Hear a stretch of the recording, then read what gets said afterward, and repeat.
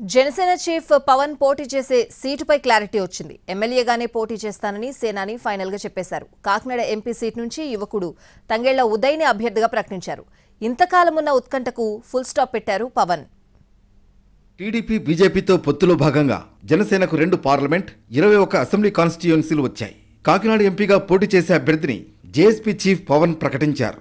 మంగళగిరిలోని పార్టీ ఆఫీసులో పిఠాపురం నేతలతో భేటీ అయిన పవన్ కాకినాడ ఎంపీ అభ్యర్థిగా తంగెళ్ల ఉదయ్ శ్రీనివాసును ప్రకటించారు.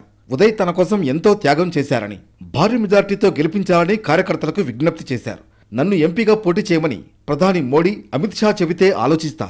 అప్పుడు పిఠాపురం నుంచి ఉదయ్, కాకినాడ ఎంపీగా నేను పోటీ చేస్తాం అని పవన్ తెలిపారు. పిఠాపురంలో కులాల ఐక్యత మొదలైందని జనసేన అధినేత పవన్ కళ్యాణ్ అన్నారు. ఆ నియోజకవర్గానికి చెందిన పలువురు నేతలు, కార్యకర్తలు పవన్ సమక్షంలో జనసేనలో చేరారు. గెలుపు కోసం మాత్రమే పిఠాపురం నుంచి పోటీ చేయట్లేదన్న పవన్ గాజువాక, భీమవరంతో పాటు పిఠాపురం కూడా తనకు ముఖ్యమన్నారు. కేంద్ర నాయకత్వం 2 అడిగారు నన్ను, నువ్వు ఎమ్మెల్యేగాను పోటీ చేయాలి, ఎంపీగాను పోటీ చేయాలని. నాకైతే ఎమ్మెల్యేగానే చేయాలనుంది. రాష్ట్రానికి ముందు పనిచేసి తర్వాత దేశం కోసం ఆలోచిస్తాను. కానీ ఎంపీ జనసేనదే. ఉదయ్ నా కోసం ఇంత త్యాగం చేశాడు కాబట్టి ఉదయ్ని ఎంపీ క్యాండిడేట్గా పంపిస్తాను. అయితే ఇంతకాలం పవన్ కాకినాడ నుంచి ఎంపీగా పోటీ చేస్తారని ప్రకటించారు.